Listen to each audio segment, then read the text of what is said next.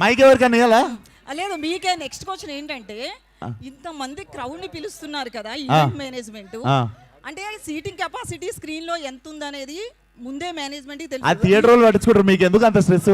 ఏమన్నా ఒక ఆడియో రావట్లేదు కాదు, మీకు ఎందుకు అంత స్ట్రెస్? కెమెరాస్, సినిమా గురించి మాట్లాడదాం కదా.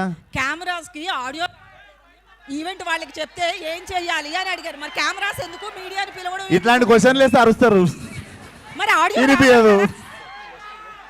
ఆడియో రావట్లేదు. ఓకే ఓకే, నెక్స్ట్ విశ్వ గారు ఇక్కడ ఇప్పుడు అక్క మీరున్నారు, మీరు సరే ఎవరు లేనప్పుడు మీరు కూడా మొన్ననేమో హీరో పేరు దిగనే ఆయనేమో అలా తయారయ్యాడు, ఈయనేమో ఇలా తయారయ్యాడు.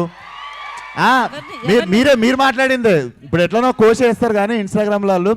సో మీరు అట్లా అవి ప్రాబ్లం.